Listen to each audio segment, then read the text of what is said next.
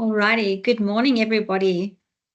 Thank you for being here this morning and for being prepared to be able to learn bits and pieces to get you to where you want to be. So I know that you all have goals that you would like to achieve. And so without further ado, we are going to get into some study tips for the drama. All right, so where do we begin? It's very important to understand that a drama has got different features or different elements or different aspects. And so on your screen, you may know this already, but we just need to have a little bit of a background so that we can move forward with how to study. So in your drama, for example, Othello and Hamlet, you have something called a dialogue. And so this is basically how the story unfolds. It's the way that the story unfolds through the characters and what they say to each other. Now, many of us get bogged down with the language that is used, especially in Shakespearean plays. But I need you just to remember that if you can understand the plot and you have an idea of the characters, then you will have a good understanding of the whole story, and you can work out your questions and your essay from that. Then our next point is our characters. I need you to remember that the characters are the central part of the drama. So you usually have the main characters and then you have some minor characters, but all of the characters drive forward the plot. They help move the story along. And then you have your stage directions. So this comes into your contextual questions. But basically your stage directions is the instructions that are not spoken aloud, but that tell the actors how to move, how to behave, how to say the lines that they need to say. And by now you are also familiar with the fact that a drama consists of acts and scenes. And in most of Shakespeare's dramas, there are 5 acts. And depending on how the story goes, there's different numbers of acts. Different number of scenes in each act. So it's divided into parts called acts and scenes. This is important in your contextual questions because you'll need to know exactly from where a particular extract is. They will say to you, Act 1, Scene 1, and so you'll need to know, okay, what happened in that scene? Let me try and remember. Then we have something called conflict and emotion. And so usually a drama will follow some sort of conflict. In other words, a character or one or two characters may go through some kind of human emotion, for example, love, jealousy, betrayal, or justice. And immediately you can think of the main characters, Othello and Hamlet, and how they need to navigate through those emotions just as we do every day. Then very importantly in Shakespearean literature is the chain of being. So it's like a hierarchy. In other words, it's a sort of a step ladder, and we have different beings and people at the top, and then in the middle, and then right at the bottom. So if you have a look at your screen, we are looking at a divine hierarchy. In other words, you will have God at the top, who's above all of the beings. Then we've got our angels, and they are supposed to be purely spiritual beings. Then we have our human beings, and then we have the concepts of devil and hell. And then just below that, we have animals and plants. And right at the bottom, we have the lowest rung, which is the minerals, rocks, and soil.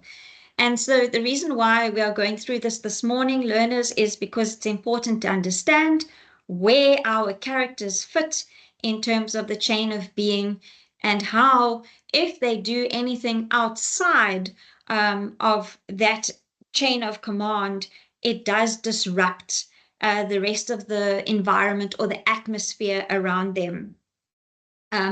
And so I need you to just keep that in the back of your mind, and to understand that when, for example, a king is usurped or murdered or removed unnaturally, it would mean that the divine order of things is then disrupted. In other words, the way that the world is supposed to work has now sort of been shifted, and therefore everything in the atmosphere and everything on the stage is going to be shifted as well. In other words, things are not going to run smoothly for the characters simply because the chain of being is now disrupted.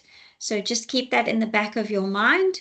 You don't need to know the definitions of the chain of being, but just understand who is at the top, where our characters fit in, and who is at the bottom, or what is at the bottom.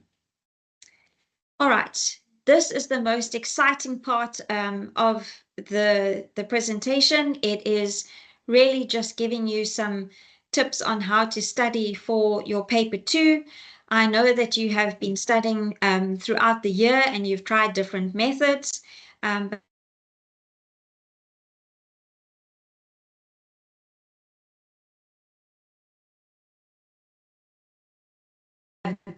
Goals for what you want to achieve for your examinations.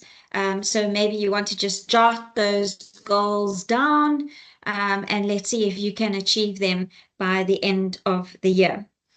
So for paper 2, it's very, very important that you have a good understanding of the novel. And so using a study guide or notes or copied summaries does not constitute having knowledge of the novel. So learners, what's important is that you need to understand what you have read. And so, yes, you can use summaries and yes, you can use study guides, but you must understand the basic plot or the basic storyline of both your novel and your drama. But today I will be focusing on the dramas. And so I'm going to take you through a number of methods where you can flesh out the storyline or the plot and the characters to give you a better idea and to increase or to make your knowledge just that much more than you would have on your own. So what's important to understand is that you will be assessed on your knowledge of the actual text. So it's, as I said, it's easy to just take summaries and to do past papers and that kind of thing. But what do you actually know about the text? What can you tell us about the text? Then the last point on your screen is that in order to achieve the best marks when answering the essay question, you must know the genre in detail. So in other words, you need to know who are my characters, what is their role in the story, what themes are there, and how do my characters drive those themes. So if you would like to this morning, before I move on to the next slide and give you the tips, I would like you to write down that it's very important you understand your characters. So you must know exactly who is Hamlet, what does he do, who is Othello, how does he fit into the play, etc. So your characters are very important. They will help you to understand the drama. Your second point you're going to write down is themes. You must have a good understanding of the themes which drive the plot. So your characters drive the themes and the themes drive the plot. They all work together essentially, but it's important to understand the different roles. So themes would be things like appearance versus reality, loyalty, betrayal, love, jealousy. Those are the ones I can think of for now, but I'm pretty sure you have a good understanding of the different themes in each of the different dramas, Othello and Hamlet. Then another important thing that I need you to take down is your symbols or your motifs. So those are the things that are significant. They're important in driving the play. So a symbol, for example, in Othello would be the handkerchief. It's a symbol of love and fidelity, and so it becomes significant in the play because when Desdemona cannot find it, it is a problem, and it is where the unraveling starts in the play. And then very importantly, the plot. So I did mention right at the beginning that you need to understand the story. You need to know what the play is about. You don't have to use fancy language, and you don't have to have a grand, elaborate idea. You just need to know the basics. And so that is what we're going to go through today. So on your pieces of paper, you have characters, themes, symbols, and you have plot. Right, let's see how we can put this all together. Are we ready? I hope so. All right, let's have a look at Othello and Hamlet. I'm going to be doing two different methods. So I'm going to do one method for Othello and one method for Hamlet. However, you can choose which method you would like to use for either one of the plays that you are studying. So please listen attentively, even though I may be talking about Othello. I want to show you the method, and that's what we're going to learn today. So before we begin, another aspect of a drama is we need to understand that a drama, and usually the ones that we are studying in grade 12, are surrounded by the idea of tragedy. And so you need to understand, what is a tragedy? Yes, we know it's something that might have gone wrong, or there's some sort of misfortune or unhappiness, but how does it fit into the play that you are studying? So let's have a look. We have the hero in the story. And so our heroes, you need to identify who they are. So essentially in Othello, we could say Othello is the hero, and perhaps in Hamlet, Hamlet is the hero. But we need to understand what it means to be a hero and then how they fit into the tragedy. So a hero in the story passes from happiness. So it's generally a character who is at the top of their game. They're having the best time, and then something happens. Some misfortune or some event takes place, and what happens is they have to go through emotions. Now, remember, we spoke about emotions at the beginning of the session. We spoke about the fact that characters need to pass through different emotions, and that is what drives the play. So, for example, Othello will go through misfortune, and that is the unraveling of his marriage, and the whole idea of Desdemona sort of having an affair, or the idea that Iago puts all the nonsense into his ear, and makes out as though Desdemona is having an affair with Cassio. So that's the misfortune that sort of happens in a nutshell. I'm trying not to dwell too much on unpacking the play, but I just need to give you some examples. Then the misfortune for Hamlet would be the fact that his father is murdered, and now he's got to deal with that. He's got to try and avenge his death, and then eventually try and take the throne for himself. So getting back to the first point in front of you, they go from happiness to misfortune. Then either a character flaw will come to the fore, or fate will intervene, or there will be a combination of these two elements. We will talk about character flaws a little bit later, and we will look at fate, etc. But I just need you to understand that the characters go from happiness to unhappiness or misfortune, and it's a result of a flaw or some event that is guided by fate. The second point on your screen is that a tragic hero is essentially a good guy. So a noble person, a good person, somebody who is not doing anything wrong necessarily. And so it means that the audience experiences the emotions of that character. We experience what the character is going through, and we are taken on a journey of the actions and the downfall with the character. And so we either have a reaction of pity or fear towards this particular character. Then all Shakespeare's tragic heroes and heroines are from nobility or ranks of royalty. So that's quite an interesting point to note, that Shakespeare makes sure that his tragic heroes are from some sort of hierarchy, not some sort of hierarchy, but some sort of elevated position. And so when we spoke about the hierarchy, we spoke about where human beings fit. So the more noble you are, the higher on the rung of human beings you will fit. I hope that makes sense. Then each tragic hero or heroine has to make various moral choices. So now this is important because we're human and our characters are human and they have to go through these emotions and therefore they must make choices. So these issues deal with the basic human emotions like love, hate, jealousy, ambition, and so forth. So learners, I hope you're starting to see the picture here that our characters are driven by their themes and emotions, and that is what makes the drama so exciting and interesting to study.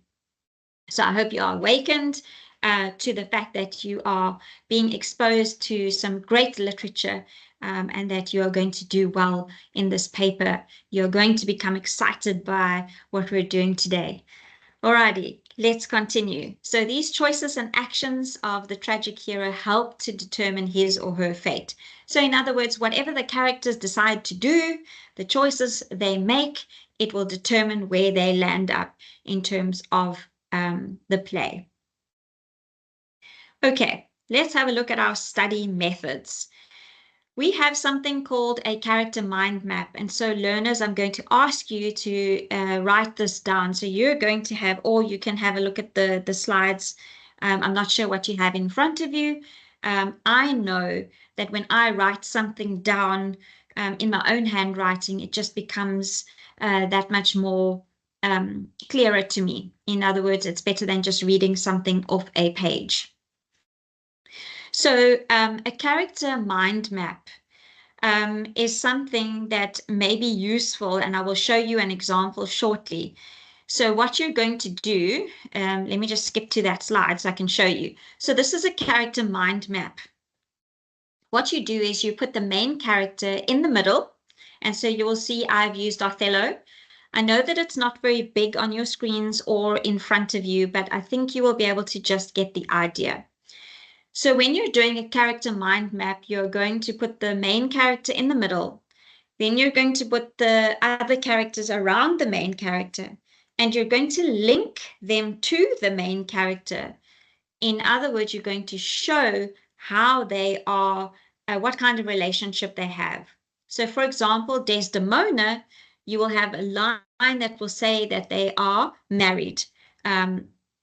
With Cassio, you will say how he is related to Othello. It's that he is Othello's lieutenant. And so we go around like that. Learners, you can do this in any shape or form that you so wish. You can do squares, you can do stars, however you want to do it. Some of us are visual learners. That means we prefer to use pictures. And so go ahead and do that.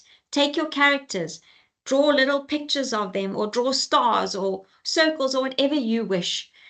This will help you to understand who my characters are, what they do in the play, and you will have a good idea of what to use for your literature essay, and you will see how this works together shortly. One last thing on a character mind map is not only are you going to show the relationship, but within the circle or the square or the star that you use for each character, you must have at least 2 or 3 character traits. In other words, what stands out to you when you think about Othello? We can say that he is honorable, he is heroic, he is noble. You can also use a balance. So you can also say that he is short-tempered, he becomes angry easily, irrational, etc. So learners, I hope that you're starting to see how easy it is once you have the tools and you pick your method. All right, so I'm going to go back quickly.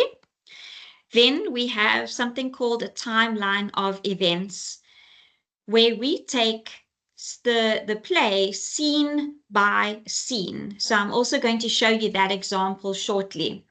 So in your notes, if you are writing your own notes, you can take down these study methods before I move forward. Character mind map, we know what to do. Timeline of events, I'm going to take you through that now. Character table, this is a worksheet you should have in front of you. We are going to do that together. And a plot summary, you also should have that in front of you, and we are going to do that together. So there are 4 different ways that you can study for your paper 2, which will be so helpful in deciding how you're going to write your essay. If you have that 1 page in front of you, the 1 page character map, the 1 page timeline, or the character table, or the plot summary, you're literally using 1 page to make sure that you understand the plot, the themes, the character, and that it's stuck here and you know how to answer anything that is thrown at you. Learners, I'm so excited. Let's get into it. Let's look at the timeline of events. So you can draw this now if you want to on any piece of paper that you have. This is also just an example. You do not have this in front of you, although you may have a copy of it in your slide set, if you have that. So the timeline of events is basically looking at act and scene by scene by scene. Now, I know, for example, the Othello textbook has something similar in the front. It actually has a table and it summarizes scene by scene by scene. So it will have Act 1 in a block, and then it will have another line for scene 1, another line for scene 2, another line for scene 3. So you can use that, or you can use your summaries, or you can use your own knowledge of what you know happened in each scene. It doesn't have to be elaborate, it doesn't have to be fancy, just jot down what you know. So you can draw up something like this, and if you want, you can do that now, as I say, but this is not something that we're going to work through together. I'm just exposing you to different methods. All right, so on the left-hand side, you will see it says act/scene. So you're going to list there Act 1.1. That means Act 1, Scene 1. Now the setting means where was the scene taking place? Was it taking place in the castle, for example, in Hamlet? Was it taking place in Polonius's bedroom, in Gertrude's bedroom, or was it taking place in the hallway? You can give as much detail or as little detail as you want to about the setting. If we look at Othello, for example, the setting could be Cyprus, it could be Venice, it could be Brabantio's home, it could be Othello's home, it could be those different places. So I think you understand what I mean by setting. Then the next column, it says key event. So what is the key event that happens in each of the scenes? What stands out for you in scene 1? What stands out for you in scene 2? And so you're going to go through the whole play.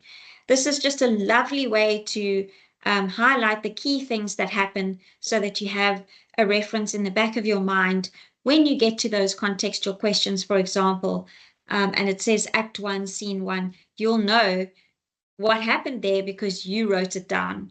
You wrote it down in your own handwriting on a page like this. Okay. Then we're going to go to the example.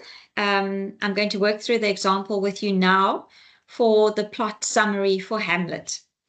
So firstly, and I'm going to say this a lot, you need to know the basic outline of the story, just the bare minimum, just what happened. So we've got the idea that we have Hamlet, his father was murdered. He's got to try and figure out how he's going to sort this mess out and become the king. But is he ready to become king? Then we have Ophelia, who is on the sidelines, and the emotions that go with that. And so that's the basic story without going into too much detail this morning with you. Basic story for Othello, very similar. So we have the character Othello, strong, noble. He is well respected. Then we have Iago, who is jealous, and he decides that he's going to work a web around the characters, and he's going to take each one down separately by using their weaknesses. He comes up with the idea that that Cassio and Desdemona are having an affair. Now, how does Othello deal with this?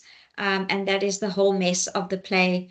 So I think learners, you understand what we mean by the basic outline of the story. If you just know what I've mentioned about both plays now, that's a very good place to start. Then you must know your characters. How do you know your characters? How do you study them? How do we do this? Well, on your screens, you will see that you will need to know the role of each character. In other words, where do they fit into the play? What do they do? Are they the king? Are they a princess? What do they do in the play? Then we need to know the key traits. In other words, what stands out about each character for you in the play? So Othello, we mentioned that he is noble, that he is respected. Those are key traits. Then you need to know the relationship with the other characters, which I showed you on the character mind map. You must be able to tell me or tell the marker or tell yourself the relationship between the characters. So how does Othello fit in with Desdemona? How does Hamlet fit in with Gertrude? How does Polonius fit in with Ophelia, for example? And then you need to understand which characters drive which theme. So we're going to unpack that shortly with one of our worksheets. Then, as you can see on the screen, we're going to work through the characters in Othello using the character table worksheet. So my Hamlet learners, we're doing the plot summary worksheet together, but Othello learners, please don't switch off. Have a look at how we do it. You can adapt it for Othello. Then my Othello learners, have a look at, we're going to go through the character table, but Hamlet learners, please don't switch off. You are also going to be able to use this method to work out the characters in Hamlet. So bottom line, themes, symbols, characters, plot. Let's go. Okay, when we're looking at the plot, we need to know what is happening. We've already spoken about the structure of a play. We spoke about the fact that there are 5 acts, and in each act, there are different scenes, a different number of scenes. But we need to understand how Shakespeare works this out for us. So in Act 1, he usually sets the scene. And this is the exposition or the introduction. So he's exposing us to the characters. He's introducing us to the problem or to the main characters. That is usually Act 1. Then Act 2, something changes. A complication arises, a conflict arises, something goes wrong. Now, when we spoke about our tragic hero, we said that the hero has to go through some sort of misfortune. And so this is sort of where it starts taking shape. Then we go to the top with Act 3. This is where the crisis or the conflict or the rising complication or action really reaches its height, its main point. It's where everything goes wrong and falls apart for that tragic hero. Then Shakespeare takes us on another emotional journey and he brings us down. He takes us through a falling action. In other words, something must start happening now to the character where it really falls apart. So the crisis is the turning point where things go wrong badly. But then we start seeing that this character goes from being so happy in Act 1 and 2 and now literally is not the same person. Then the last part is Act 5, where we have the resolution. In other words, the conclusion. What happens to the main character here? What does he go through? What is the resolve? All right, so I just needed you to understand how Shakespeare takes us on this lovely journey of emotional turmoil and how we are going to fit this into our plot summary worksheet. Let's go. So this is what you should have in front of you. You have the plot summary worksheet. You're going to fill in now for me the full title of the play that you are studying. So at the top it says full title. Please fill in either Hamlet or Othello. All right, then we know that the playwright is William Shakespeare, so that's fitted, that has been filled in for you. The genre, we have established that we are going to be looking at a tragedy. Now, here comes a new word or new terminology, a protagonist. Do you know what that means? I'm sure you do. So a protagonist is the character who is at the center and who is generally the good guy. So who's the protagonist in Hamlet? You can fill it in.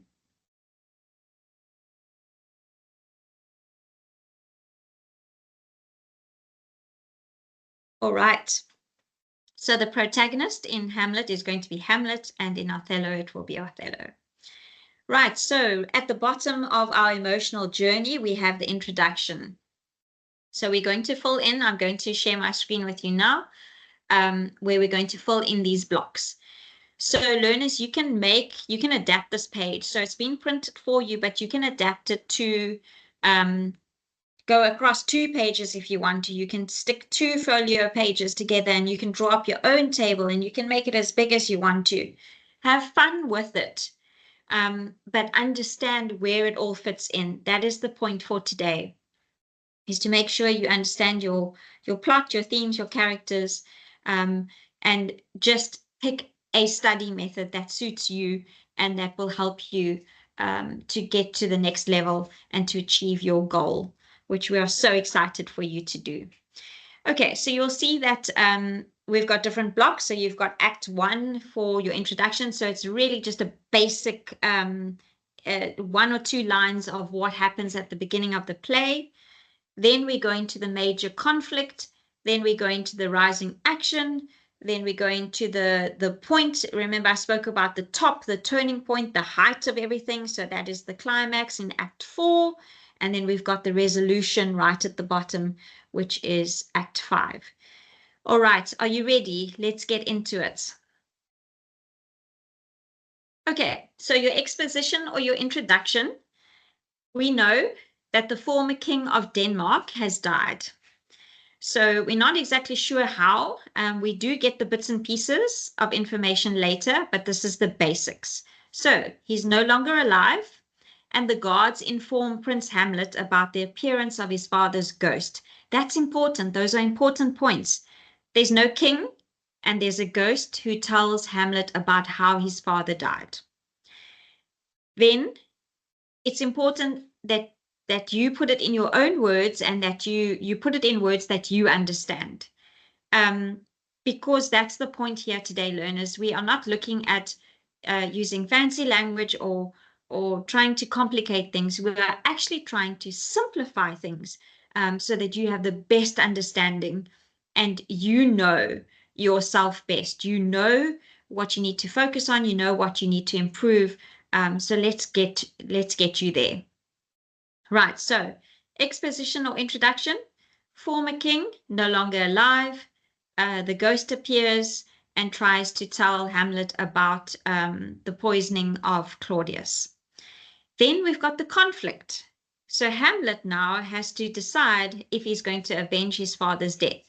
He knows that he's compelled to do it and that he should, but he's sort of stuck in between. What if the ghost isn't telling the truth? What if I make a mistake? And so he then pretends to be mad so that he can gather all the facts about Claudius first. So very importantly, let's go back over the conflict. Hamlet has to avenge his father's death. He's unsure if the ghost is telling the truth. He doesn't know how to take action. And so what does he do? He pretends to be mad. Okay, basic points. You've got 4 basic points there. So this is how you simplify it. This is how you keep it simple. And really, learners, that is all that we want. Then your rising action, you are looking at what has happened that's going to take us to the top of that diagram. What is the rising action? What is it that's going to move the play forward? So the main concern here is that Hamlet feels that he has to prove that Claudius is guilty of killing King Hamlet. So he doesn't just take the ghost's words as the truth. He thinks to himself, I can't go wrong with this. I must have proof. And so he uses the mousetrap play. So you'll know about the mousetrap play as a means to see if Claudius is guilty. And so when Claudius shows the reaction that he does and walks out of the play, that is proof enough for Hamlet that he is guilty. So let's go over that. The rising action, his concern is to prove that Claudius is guilty. He uses the mousetrap play, and then we know that there is a reaction that Claudius has, and it compels or it moves the play to the next level. Let's see what the next level is about. So on your worksheet, the exposition would be the introduction, which is that very small block. So you might want to write really small. I'm sorry about the block being so little, but it was just to give you enough space to write a one line about the play and what we're introduced to. Then your conflict is usually Act 1, and your rising action is the start of Act 2. Okay, I hope you're with me. Then we've got the climax. So the top part of the play, and so that is going to be Act 3. Then we've got your falling action, which is Act 4, and your resolution, which is Act 5. But let's unpack it slowly.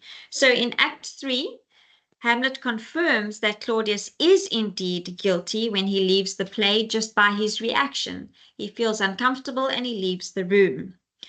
Then he follows him and he finds him praying and asking for forgiveness. Hamlet does not want to kill Claudius at this moment because he understands that if he does so, then Claudius will go to heaven. So he doesn't want to send him there. He wants to punish him, basically.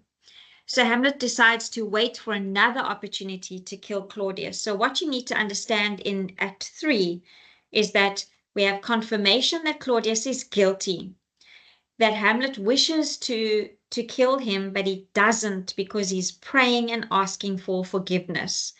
And then the conflict is going to rise now because Hamlet needs to decide when do I kill this guy? And the longer he waits, the worse it gets. Okay, that's the basics for Act 3. Act 4, we have our falling action. So Hamlet decides he's going to confront his mother in her room, and he accidentally kills Polonius. That is enough. That is enough of a good point there. So confrontation between Hamlet and mother, accidentally kills Polonius. Polonius was hiding behind the arras, which is like a curtain or a tapestry. And then what happens after that is that Claudius banishes Hamlet and plots his death. So can you see, learners, that the rising action or the conflict that Hamlet had of not wanting to kill Claudius in that moment has resulted now in Claudius wanting to turn the tables and kill Hamlet. I'm sure he wanted to kill Hamlet all along to get rid of him, but it just gets worse. So the action just gets more complicated. Then we have Ophelia, who loses her sanity because of the grief that she goes through because of her father's death. But we also know there's a backstory between Ophelia and Hamlet. So if you want to, you can add that in there, where Hamlet has rejected Ophelia. And so she's got all of these things going on, her father's death, Hamlet's rejection. She doesn't know where to turn. She's desperately unhappy, and she loses her sanity. Then Hamlet finds his way back to Denmark after being banished. And then he's challenged to a fencing match or a duel between himself and Laertes. And that is because in between all of this happening, Ophelia actually drowns. so she is no longer in the play. And so Laertes, being her brother, is very upset by this and blames Hamlet for the death of his father and sister. So Laertes has got a big problem with Hamlet at this stage. And there's Claudius in the background. So they're going to collude together. Claudius is going to come up with a plan. Laertes has come up with a plan. And the plan is to have this duel where Laertes and Hamlet sword fight. And the plan is to get rid of Hamlet. How they do it? Let's have a look. The resolution is in Act 5. So during the match, Laertes has the tip of his sword poisoned, and Claudius has a poisoned cup to offer Hamlet. Should he win a point in the duel, he will toast to him and say, here you go, have a drink. Unfortunately, because the chain of being, now this is where it comes in, the chain of being has been so badly disrupted, where the king was taken out of the picture unfairly, everything else is going to fall apart. And so what happens is anybody who plots to try and keep the disorder is not going to win. So there must be a restoration now of the chain of being. In other words, everything must come back as it should be. So let's see how that works. So here's the duel. Unfortunately, Gertrude drinks from the cup and then she passes away. So she dies, and the poisoned sword, which Hamlet is stabbed with, gets him and he dies. But not before Hamlet has scratched Laertes with the sword, leading to Laertes' death, and Claudius dies as well. So the details there, you can include if you want to, the specific details of who stabs who, how, etc. We're just doing a basic background. So everybody who caused wrong or harm or disrupted the chain of being has now been dealt with. The only person who is left is Horatio, and we know from the beginning Horatio was a good friend to Hamlet. He was the one who helped him to organize the play, to go with him to see his father's ghost, etc. Horatio lives to tell the story, and in fact he's rewarded for being not part of the disruption of the chain of being. Okay, so that is one way, learners, of doing or studying. You can use the 5 scenes according to what Shakespeare tells us. So the 5 acts and going through introduction, rising action, turning point, falling action, and resolve. If you keep that picture in your minds, it makes studying the drama a little bit easier. It just makes things make more sense, as I say, for maybe visual learners or for those who like to have order in their minds. If you know that diagram, if you understand the chain of being, you understand the basic plot of the play, you can only go up from here. All right, so I hope I haven't gone too quickly through this, but it was just to show you the method. You can go through this in your own time as well. All righty, let's move on swiftly. So we have our characters. Remember, characters drive the themes. So you should also have this in front of you, and this is a lovely way of fleshing out your characters. So I'm going to go quickly through this. You can also do this in your own time. Right, so we've got the character name, then we've got their role, their trait, the relationship, and how they fit in with the theme. So let's unpack this for Othello. Alrighty, so we have Othello. He's a dynamic character, and he is one who changes. So he's different from the guy that he was in the beginning to the end. You know he's courageous, etc. I'm not going to go through all of the things with you. I just want to show you how easy it is for you to unpack a character. And you can use all of the notes that you have generated through the year and the summaries and from wherever you're getting your information from, and use this table to flesh out your characters. The table only has 4 blocks. So in other words, 4 characters. you can make another page. You can draw it in your book, you can draw it on folio, you can draw it wherever you want to, and you can create more blocks for all the characters if you want to. But we've just chosen the 4 characters for Othello for now. So I'm going to go through Othello, and then I'm going to just skip through the other characters so that we can get to the literature essay. So Othello, we spoke about, is courageous, Venetian general, and he's the protagonist. What are his key traits? He's well respected. He has a reputation as a man of honor. He has a vicious temper fueled by his insecurities, and he becomes enraged with jealousy. That is his tragic flaw. Now, this is linking back to our tragic hero. Relationship, husband to Desdemona and prey to Iago's manipulation. What theme does he drive? Appearance versus reality, jealousy, military heroism versus love. There are many other themes. You can go and do your homework, and you can put more key traits in there, more role, more relationship, more theme. You add as much detail as you can, learners, because you are going to use this extensively for your literature essay. Alrighty. So we've got Iago. I just want to point out that he's a static character, which means he doesn't change. He's the same horrible character from beginning to end. You can fill in this in your own time.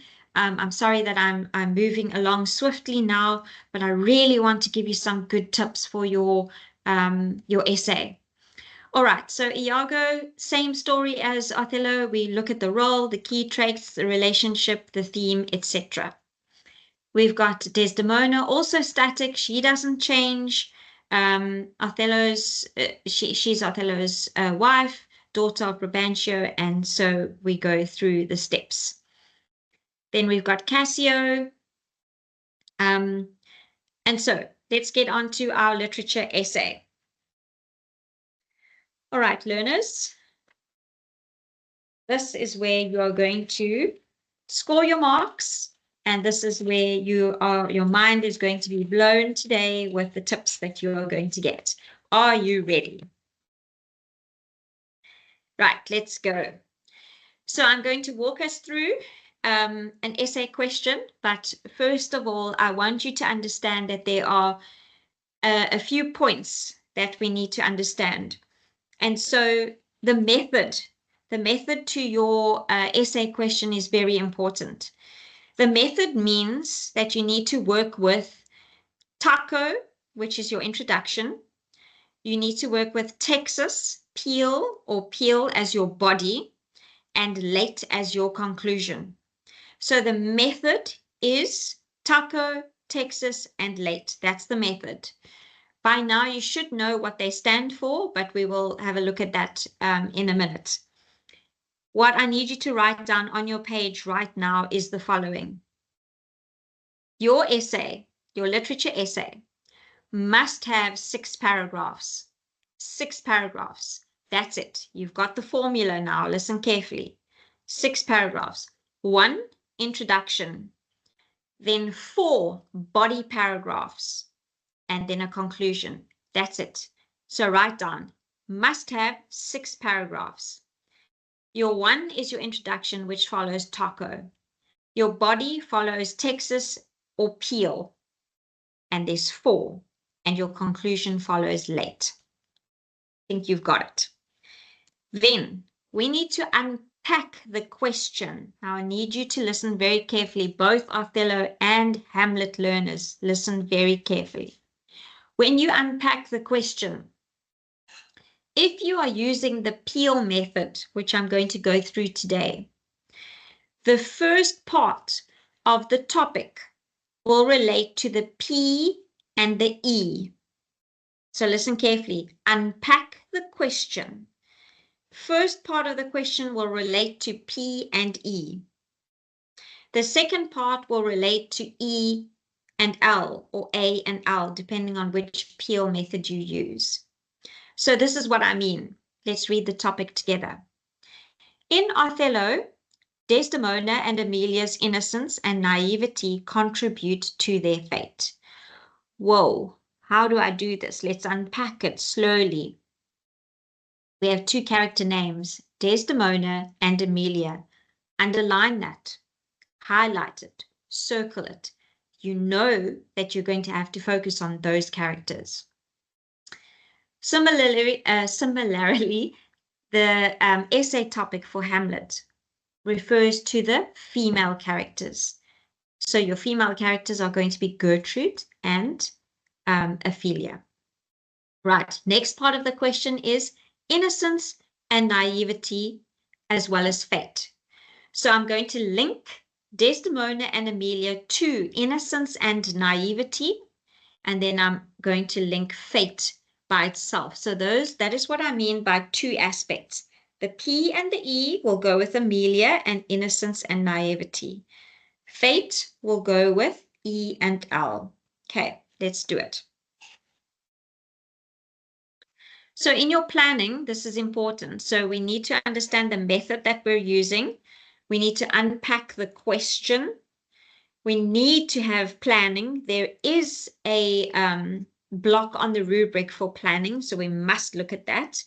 And then when we unpack the question, we're looking at the two aspects.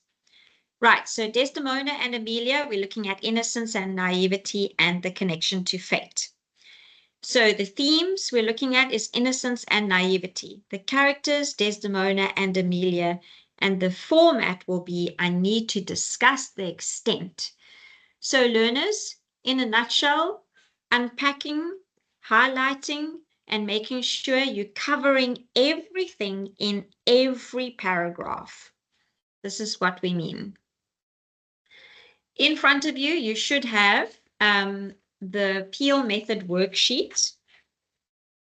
And so at the top, it has the introduction, and then it breaks down your body.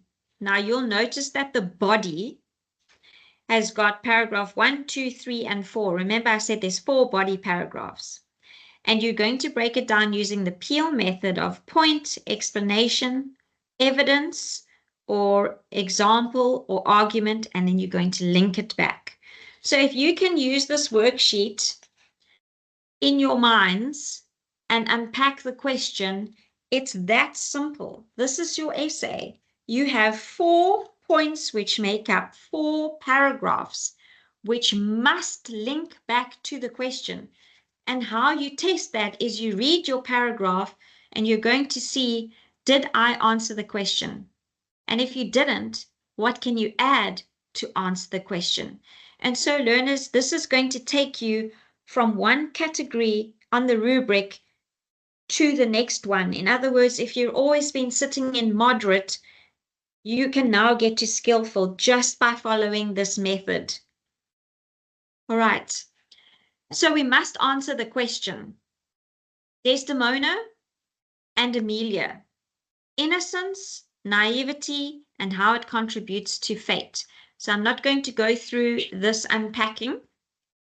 I think you have it in front of you, but I want to show you how it fits together. So when you're looking at your 4 paragraphs, if you see on the screen, you need to decide which character is going to go into which paragraph. You should have only 1 character per paragraph. So this is where we get sort of confused in our minds when we're under pressure and we're writing our literature essays. But if you follow the structure, learners, you cannot go wrong. So 1 character per paragraph. It's very, very important. Then you will stick to a format and not get yourself confused. So in my first paragraph, I'd like to talk about Desdemona. In my second paragraph, I'm also going to talk about Desdemona. However, in my third paragraph, I must look at Amelia, and I must look at her again in the 4th paragraph. You could have 3 paragraphs on Desdemona and 1 on Amelia. What's important is that you cover both characters because that is answering the question. It doesn't talk about Desdemona on her own. It says Desdemona and Amelia. So you must pay attention to the characters that you have to use in your essay. So this is basically the start of your paragraphs. So paragraph 1, we're going to talk about Desdemona's innocence. Paragraph 2, We're going to talk about the fact that she's unable to read Othello's emotional state, and this puts her in a sort of a predicament in terms of defending Cassio. Emilia, on the other hand, is not as innocent as Desdemona. She is a little bit naive, but she's also has a worldly sort of awareness and moral courage. So can you see, learners, we now have a balance between our characters. Desdemona leans more to the side of being innocent, Emilia more to the side of naivety in certain aspects, but she's also worldly aware. So we've got some balance there.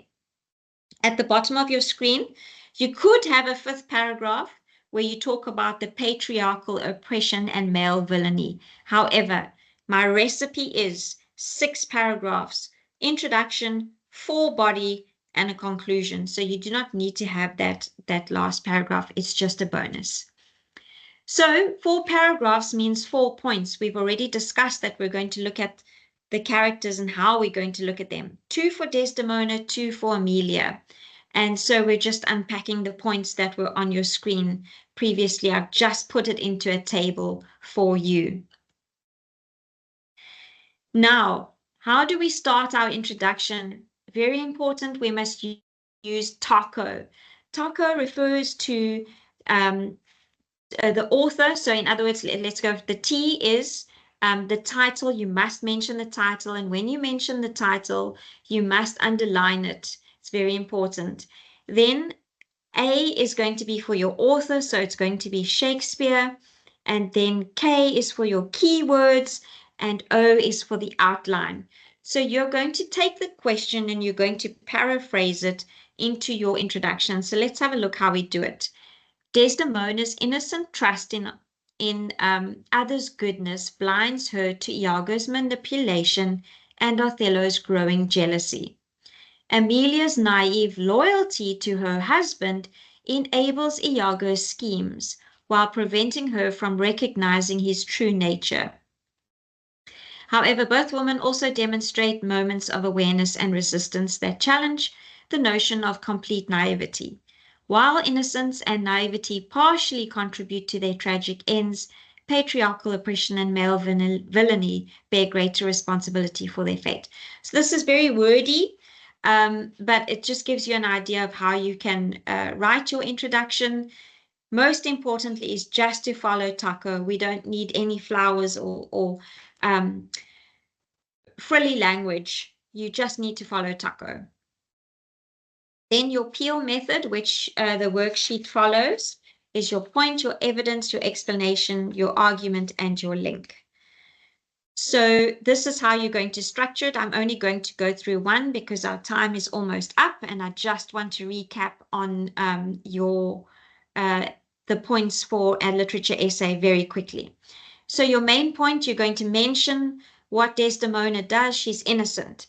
Give me an example of how she's innocent and argue her innocence and what it does in connection to the question. So her innocence prevents Desdemona from recognizing the depth of corruption surrounding her and taking protective action. I'm going to link it to the topic by making sure that I go back to how it's going to affect her down the line in the play. Alrighty, and so you're going to do that with each point that you have for your different characters. Then how you conclude is you're going to make sure that you follow late. So remember, late is you're going to link back to the essay question. You're going to give me the author, or you're going to give the markers the author's perspective or purpose for the play and what comment he has on the play. So in this particular one, it's about innocence and naivety and fate. And then you're going to link it to the topic and you're going to end well. I know I've gone through this very quickly. I'm hoping that you do have this with you and that you're able to work through your essay questions for both Hamlet and Othello, because I know our time is up. But very quickly, let's just recap. Last few seconds.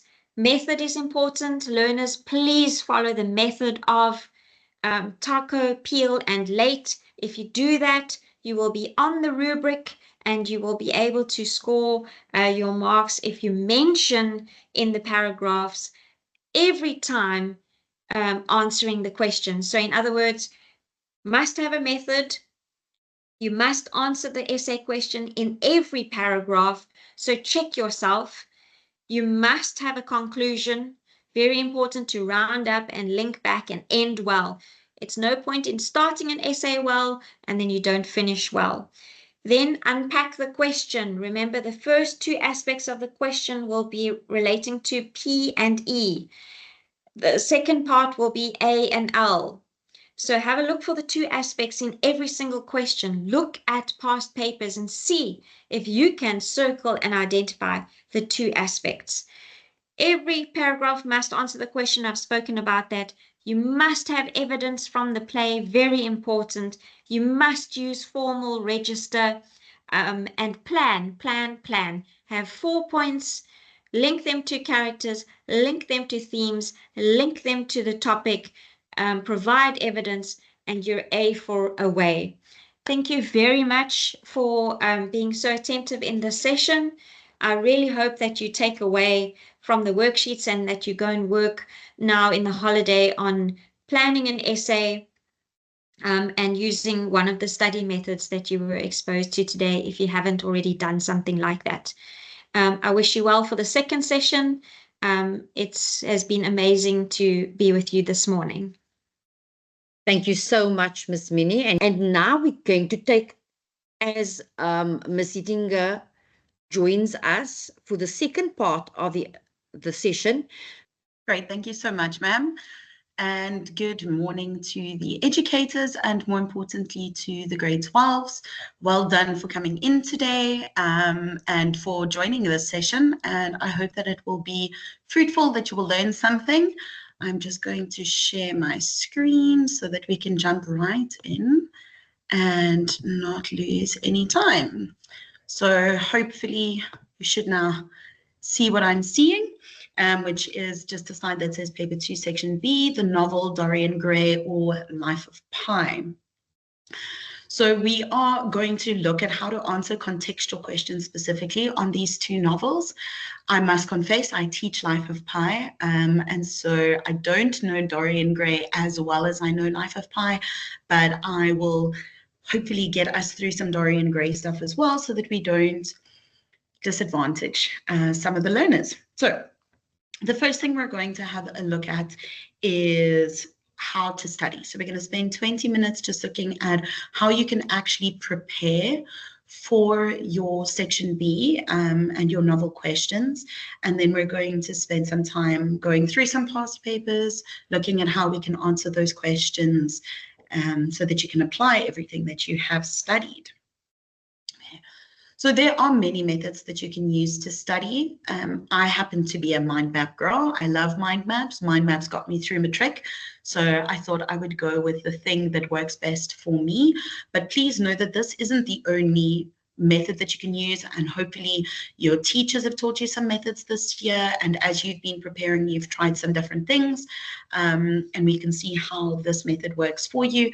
What I like about a mind map is that it shows connections at a glance, because if you use a mind map properly, you should have arrows that are pointing to different sections of the mind map. It's also quick to revise.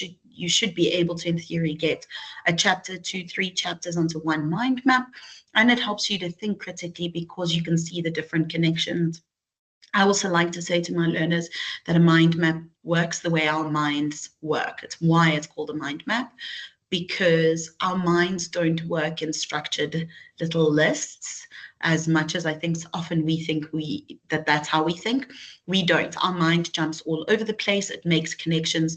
If someone says tree, we think of a lot of different things connected to trees. We might have memories based on them. We might know some facts about them. And so our minds work in more of an interconnected way, the way a mind map does. And so it is intuitive. All right. So we're going to start with Life of Pi. We're going to have a look. Your notes should have a couple of mind maps.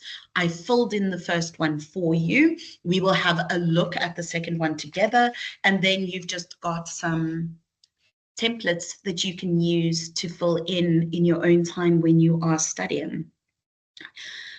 The first mind map that I put together for you is Richard Parker and pi, which is a fundamental element of the story. If you don't know Richard Parker and you don't know pi, you have big problems, all right? The other reason why I've started with Richard Parker and pi, and then you're going to add just a little bit of a note here at the top, is probably the three most important things that you need to know about a novel, and it's actually the same as the play for your lit essay, is you must know the plot. And when it comes to pi, that means you need to know part 1, part 2, and part 3. All right, and it means you need to know the chapter numbers that are connected to those different parts. So I might make a little bit of a mistake here. You just need to check me, but part 1 is chapter 1 to 37. Part 2 is 38, I think, to 96. I might be a little bit off there. And then it's 96 or 97 to chapter 100. There are 38 to 94. 94. Thank you for correcting me, Miss Rhoda. All right, let's fix that up there. So 94 and then 95 to 100. So you need to know. And part 1 is his time in India at the zoo. Part 2 is his time on the boats. And part 3 is his time in Mexico with the investigators, the Japanese officials. So you really need to know your plot line, and you need to know those 3 different elements because they're fundamental to the novel. The second thing that you need to know is your different characters. You cannot go into this exam not knowing pi, not knowing Richard Parker, not knowing that there are 2 Mr. Satish Kumars. Please don't think that it's one character. It is 2 characters, and those 2 characters are very important role players in Pi's life. So make sure that you know your characters. And the third thing that you need to know are your themes. And you'll see that the mind maps that I've given you kind of cover those bases. You could also just make, right at the end of creating all your mind maps, 3 mind maps, 1 with plot, 1 with characters, and 1 with themes. And that could be your final quick revision. Okay, so Richard Parker and pi. And I've written there Richard Parker, tiger, because sometimes in matric finals, we see things like lion, which you really shouldn't be making that mistake. It shows that you don't know the novel at all, really. And we're going to start on the right-hand side here. So Richard Parker is linked integrally to Pi's survival. Without him, he wouldn't have survived. That is the thing that you need to start with knowing. And then I've just added some bullet points here, and I'm going to move through them relatively quickly because you do have these notes in front of you. So Pi has to stay alive. That's the whole point of the story, really, is Pi's survival. To do that, he has to tame Richard Parker. He has to learn to fish, which ultimately leads him to losing his innocence. And he manages water, in other words, water supplies, to make sure that they don't run out. And he also has to keep Richard Parker alive. Richard Parker gives him purpose, which keeps him going, and ultimately keeps him company, which is a physical and a psychological element to his survival. All right, and I'm just going to go quickly through. So faith and spirituality play another very important role. And I want you to see now that I'm changing colors of my highlighter. All right, it really helps because our brains also remember the color. So what I found when I was in matric, that when I was sitting in the exam and I needed to remember something, then my brain would first go, okay, well, it was on the right-hand side of the mind map. It was in purple. I remember something being in purple. And then it would make the connection to what was actually listed underneath that heading. So don't highlight your mind maps in one color. Try and split each of the different sections in a mind map into different colors. Okay, so faith and spirituality, part of what helps Pi survive is that he prays, you see now I'm messing up with my colors, is that he prays daily. He thanks God after catching food, and so he keeps in mind that God is there for him the whole time, so catching food, and even when he survives a storm, right, his Faith keeps him strong. He doesn't give up because he believes that God will save him. And then another fundamental element of the novel that you must know is that Pi follows 3 religions. And please make sure that you know the 3 religions. So I would actually add them on your mind map here quickly. He follows Islam, he follows Christianity, and he follows Hinduism. All right. Please don't add some other religions in there. Again, you would be exposing yourself to not actually knowing the novel. Okay, and then I've got symbolism. I'm not actually going to take you step by step through the rest of this, just that you can see how I've split it up. So there were certain symbols in the novel that Richard Parker represents. Also just the color orange, which you could add at the bottom here. The fact that Richard Parker is orange, and orange is the color of survival. Right, and then I've got animal nature, because Richard Parker represents Pi's animal nature in part 3. So you should know that there's the animal version of the story and the human version of the story. And Richard Parker is the animal in the animal version, but is Pi's alter ego in the human version. And then some choices by the author on how things could be written. There's some notes there. And then finally, Pi's character growth. Right, then I just want to quickly jump to the second mind map that I gave you. This one is blank, but I want to add a few points for you quickly that you can just jot down, and then you can fill in the rest yourself. So faith and belief are, so faith versus reason is a very important theme in the novel. And faith versus belief, we've already got the fact that Pi prays, but you could add this in under this mind map as well. So Pi prays daily. You could add the fact that it is faith that helps him to survive.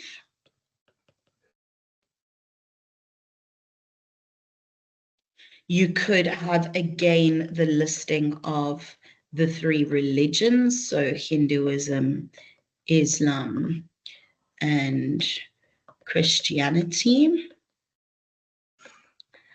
Okay, and there's a lot more that you can add there actually, but I'm going to jump for under reason and logic. You could have something like Pi uses observation. All right, he uses his knowledge of animals to train Richard Parker.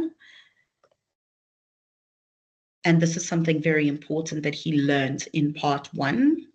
To train Richard Parker.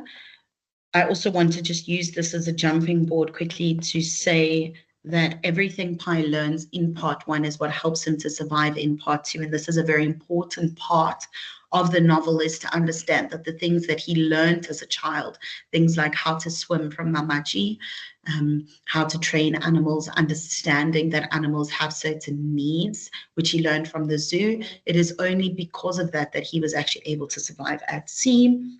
And then I think let's just quickly, before I move on to Dorian Gray, if we move down to science, here I've already mentioned that there were 2 Mr. Kumars. You could add here, not could, should, Mr. Kumar, which is his biology teacher. And it is because of Mr. Kumar that he ends up studying zoology when he's an adult, and he's landed in Mexico, or actually when he lives in Canada as an adult.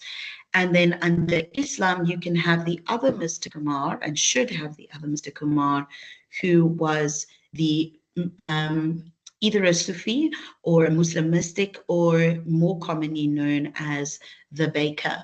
And these 2 men play a very important role. Okay, so you can see, you just add the points that you can remember under each of these characteristics. You could add things like Hinduism. One of the most important things for him with Hinduism was color and the senses, and that is the thing that he remembers. It was also introduced to him by Auntie Rohini, so actually know where he learned the different religions from.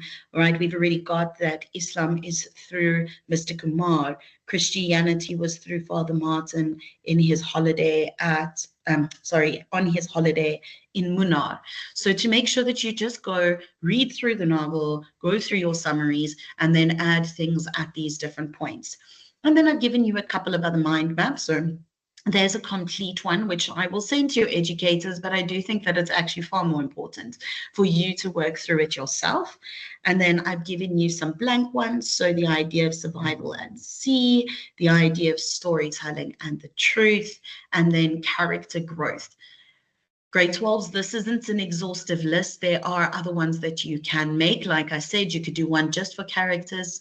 You could do one just for plot, one just for themes. You could do one that is part 1, one for part 2, one for part 3, but you just join your different ideas together.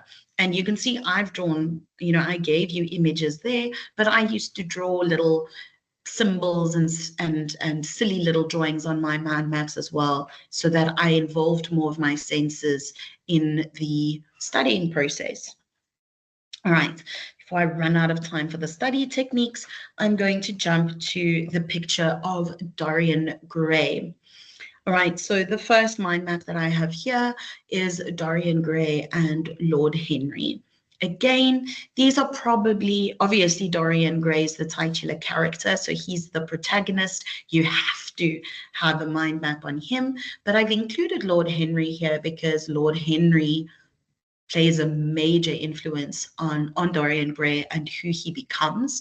And so in many ways, there's a similarity here between Richard Parker and Life of Pi and their connection and growth together, as well as Dorian Gray and Lord Henry.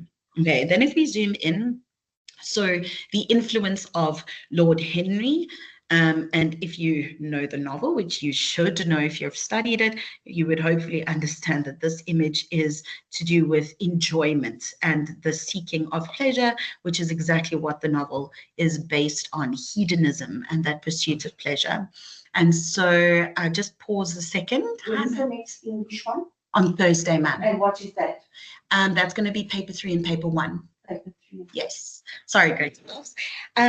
All right, so the influence of Lord Henry, he is the one who introduces Dorian to this idea of the pursuit of pleasure, that beauty and sensual experiences above all, and he encourages Dorian to make those immoral choices. So if we do the highlighting thing again here, you could highlight that heading in purple, and then you've got the idea of hedonism and the pursuit of pleasure, Lord Henry's philosophy, and then encouraging Dorian to make immoral choices. And then we can change our highlighter color as we move down to the next section. So Dorian's vanity, all right, which is part of his character. He wishes that the portrait would age instead of him, right? So he is so vain that he doesn't want to grow old. He is trying to avoid that aging, and so he wishes that the portrait ages. He becomes obsessed with youth and beauty, right? That is part of his character. And then he takes these extreme measures. So he wishes the portrait, he does everything that he can to maintain his appearance, that he can stay young. And then we'll do a third one, right? Corruption and consequences. So having a look at those two things and what actually happens to him because he makes this wish. What actually he ends up realizing that the painting is changing, and because he can get away with things, I guess he becomes corrupt, and he doesn't always have to face the consequences at the beginning, but does later. So he ends up being really cruel and selfish. He hurts Sybil Vane, he hurts Basil and others indirectly, and then what happens is those sins end up showing on the portrait, okay, whereas he stays outwardly youthful. And I'm not going to push too much further there because I am scared that I say something that's not actually true because of my limited knowledge. But you can see the other headings we have there are the idea of the hidden self and this appearance versus reality. Who is Dorian Gray really? Is he what the portrait portrays, or is he who he portrays himself to be? And then there's that character growth, and that decline is how he changes through the course of the novel and because of the influences on him. Then I gave you one that is blank, but we're going to add some of the information now together.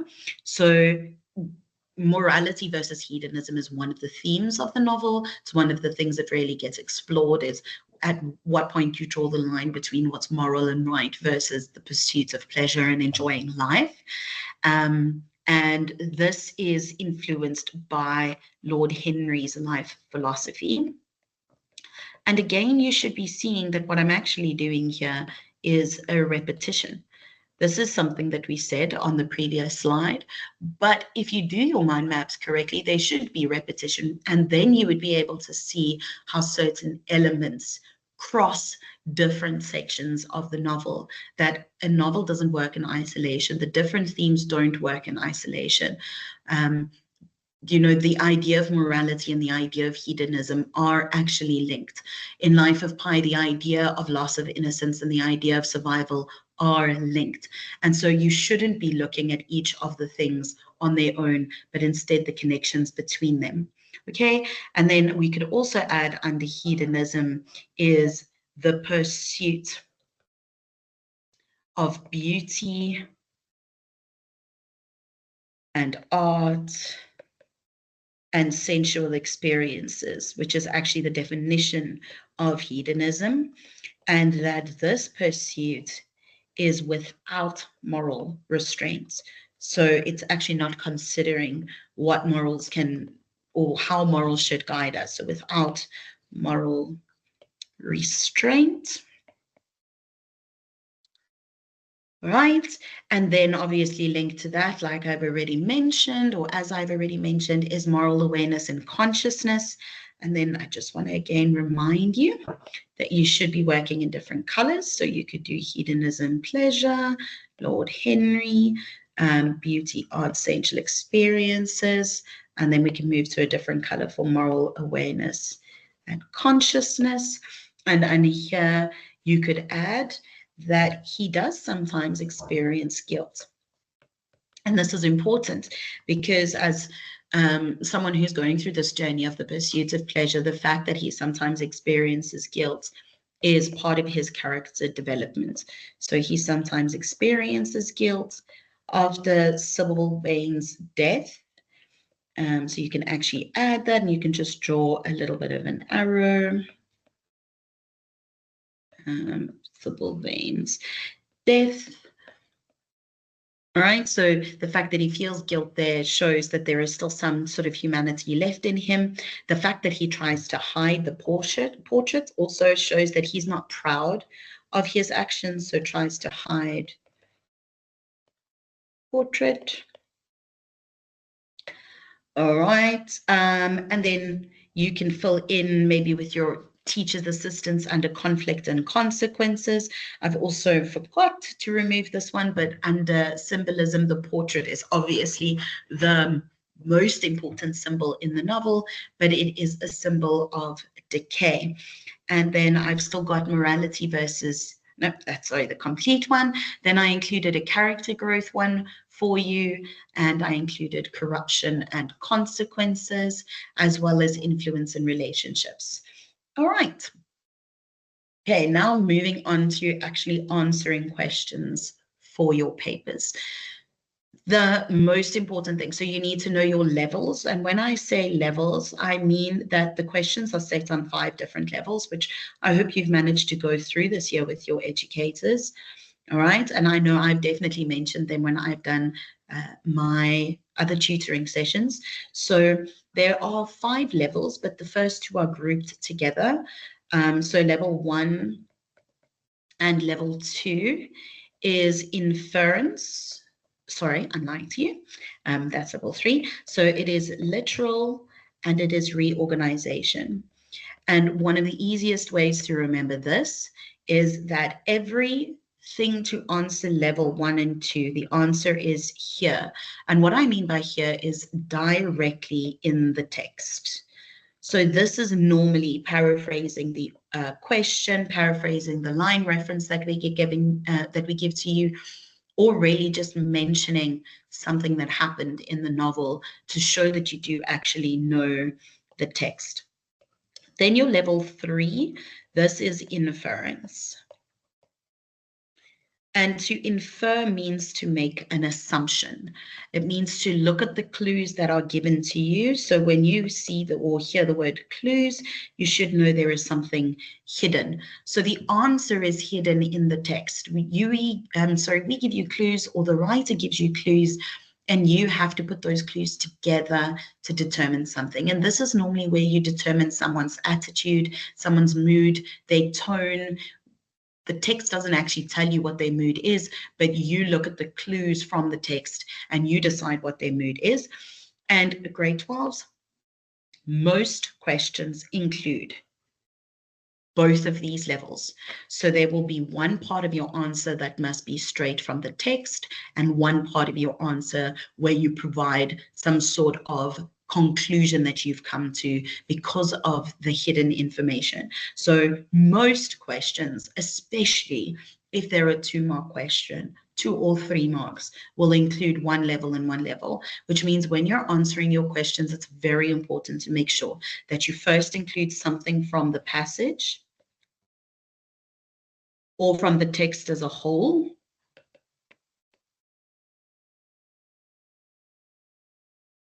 and then to include some sort of inference, and to make sure that you include those 2 levels to your answer.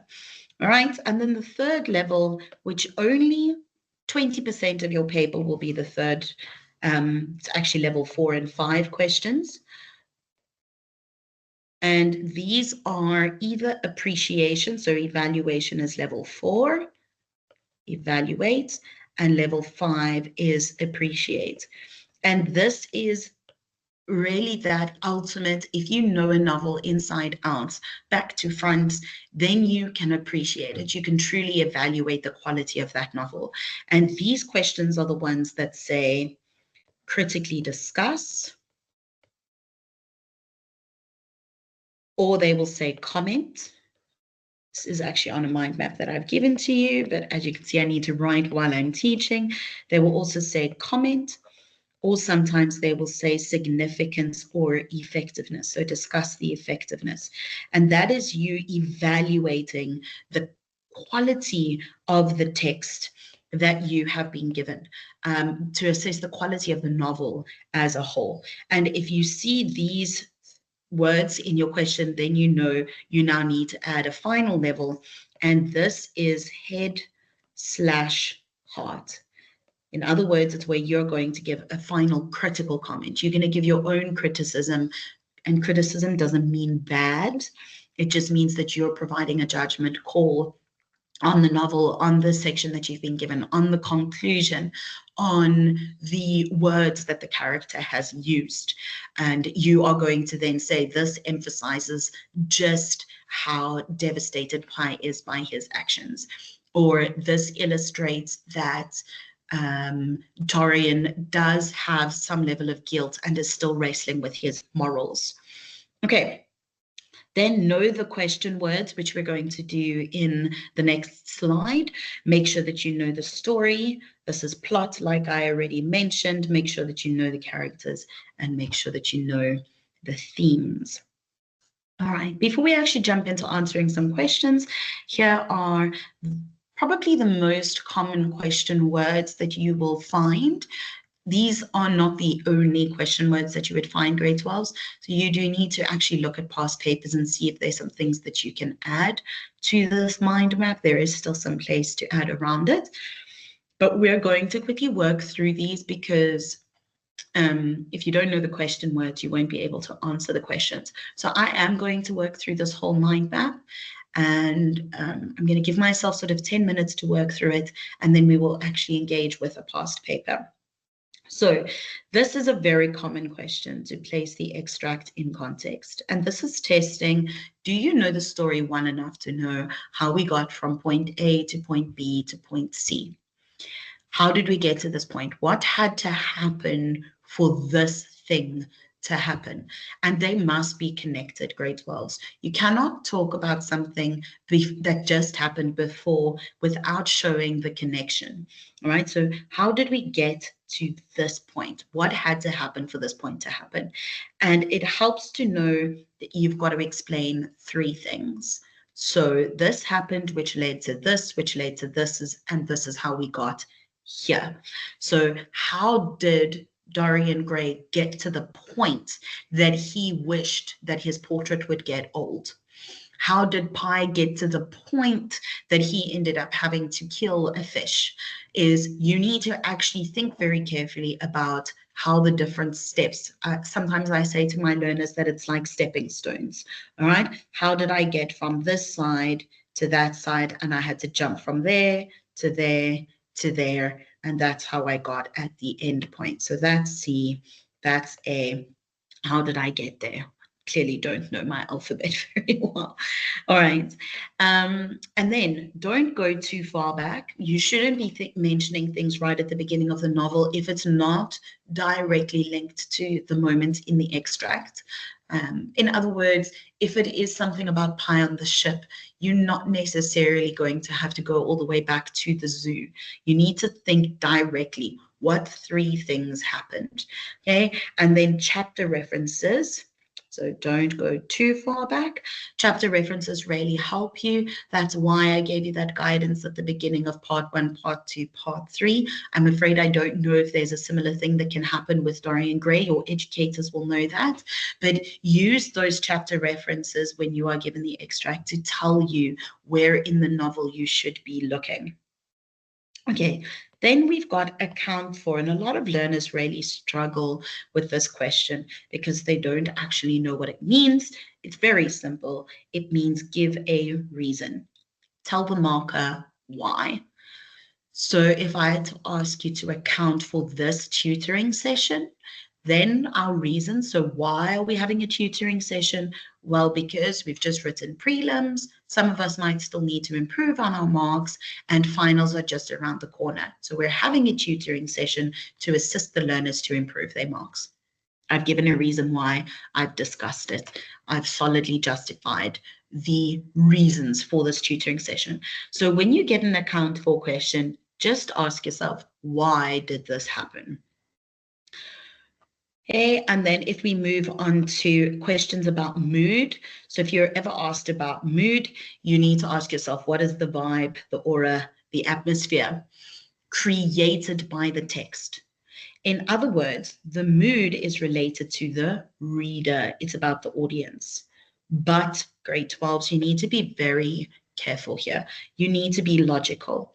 I often have learners who try and say to me, okay, but ma'am, I didn't feel that mood. It's not about each individual reader. It's about the overall mood that the writer wanted to try and create. And what we're actually testing here is your emotional intelligence. We're testing if you're able to understand how words affect mood and what is the correct mood that should be created by the words. So I do want you to try and think of what mood did the writer try and create. Instead of focusing too much on what your mood is, focus a little bit on what is the writer trying to create through the words that they have used.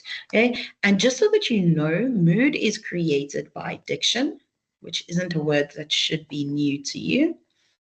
Punctuation can also influence mood. So if there are very short sentences, then that often creates a tense mood.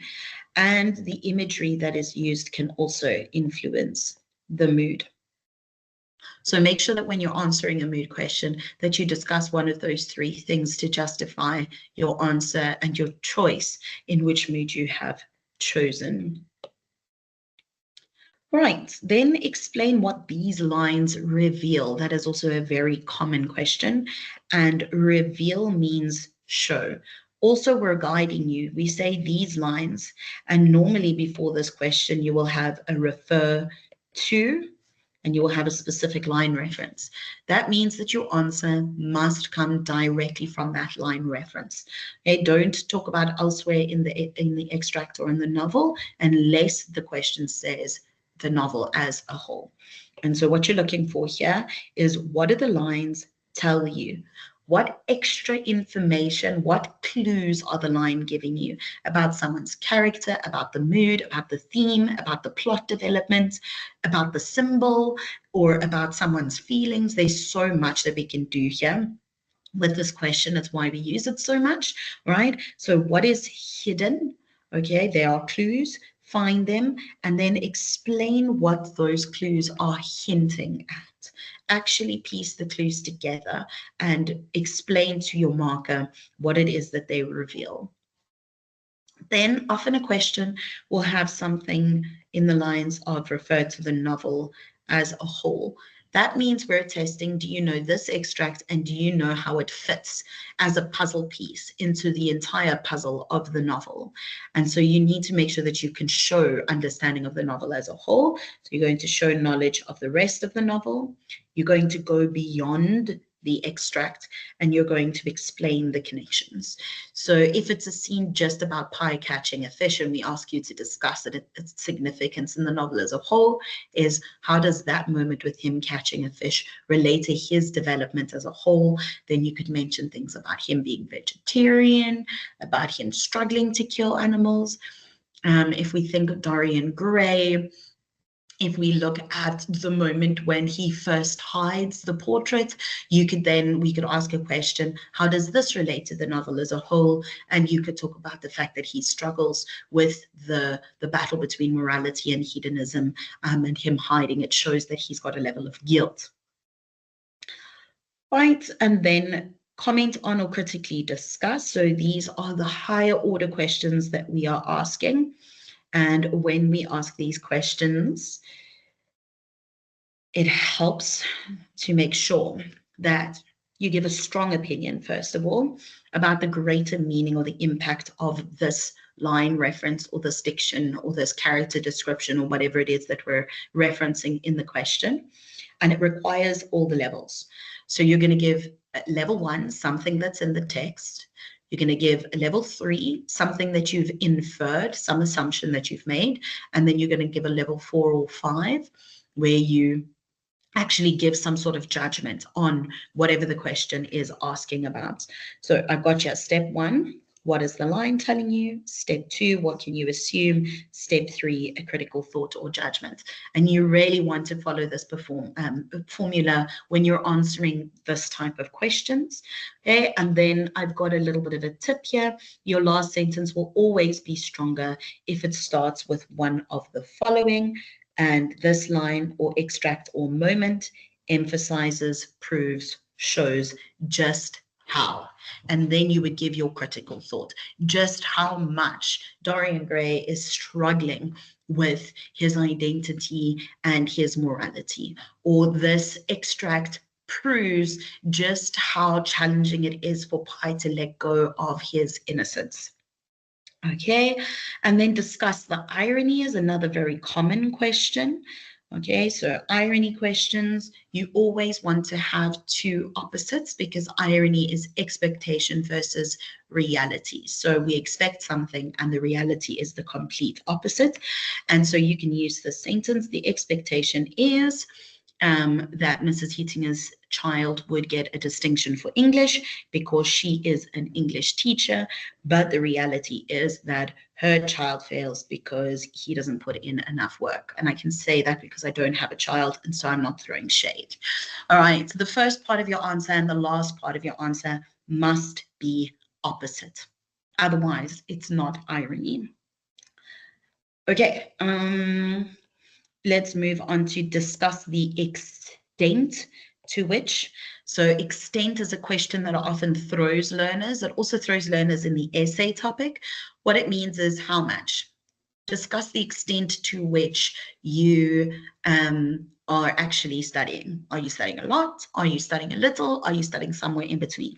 So when you're asked this question, you are needing to say, this is how much you agree with the topic, or this is how much you feel this is happening. So it's a little, a lot, or somewhere in between, and then you need to give reasons. So discuss the extent to which Pi feels guilty about his actions.